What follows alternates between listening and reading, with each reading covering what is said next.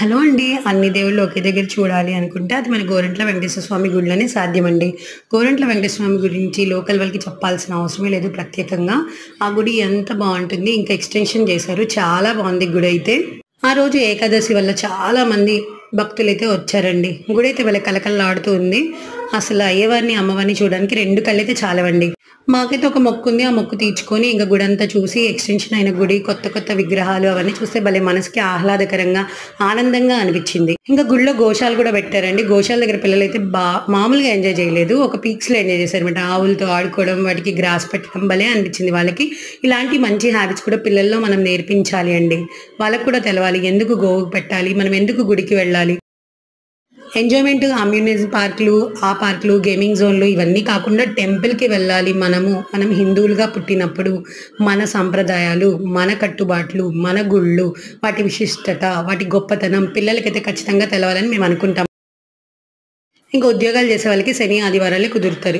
అక్కడ, ఇక్కడ, ఎక్కడెక్కడో ఏయో చోట్లు తిరిగే బదులు గుడికి వెళ్తే అక్కడ వచ్చే పాజిటివ్ ఎనర్జీ గానీ, మనలో వచ్చే మనశ్శాంతి గానీ కొన్ని కోట్లిచ్చినా దొరకదండి. సో, మేము వీలైనంత వరకు గుళ్ళకే వెళ్తామండి మాకు టైం దొరికినప్పుడు. మీరు ఇలా వెళ్ళి ప్రశాంతంగా జీవితాన్ని గడపాలని నేను కోరుకుంటున్నాను. ఇంతే కదండీ! మనకు కావాల్సింది ఏముంది జీవితంలో ఆరోగ్యం, ఆనందం. అంతకు మించయితే ఏమీ ఉండదు కదండీ!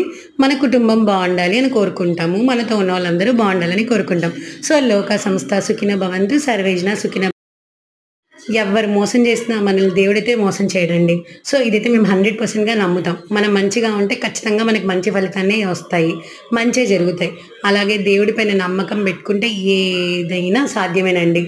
ఎటు మనం ఎంత ఎంతవరకు మనకున్న ఈ జీవితంలో మంచి పనులు చేస్తూ, మన మార్గంలో మనం వెళ్తూ, ఎవరికీ ఏ అపకారం చేయకుండా, ఏ ద్రోహం చేయకుండా ఉంటామో, ఖచ్చితంగా మనని, మన కుటుంబాన్ని, మన పిల్లలనైతే కాపాడుతుందండి.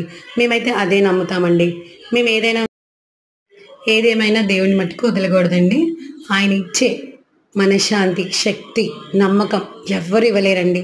అది కేవలం మన తల్లిదండ్రులే ఇస్తారు. తర్వాత దేవుడే. సో, ఎవరు మోసం చేసినా మన తల్లిదండ్రులు, దేవుడు మట్టుకు మోసం చేయడు అని నా గట్టి సో, వీలైనంత వరకు పిల్లల్ని అప్పుడప్పుడు మన దగ్గరలో ఉన్న టెంపుల్స్ ఎక్కడెక్కడో యాత్రలు తీసుకెళ్ళకపోయినా, వాళ్ళకి వీలైనంత వరకు దగ్గరలో ఉన్న టెంపుల్స్‌కి తీసుకువెళ్తూ, అలా ఆహ్లాదంగా ఎంజాయ్ చేస్తూ ఉంటారు అని నేను కోరుకుంటున్నాను. పాజిటివ్ ఎనర్జీ అయితే ఖచ్చితంగా వస్తుందండి గుడిలో. Thank you.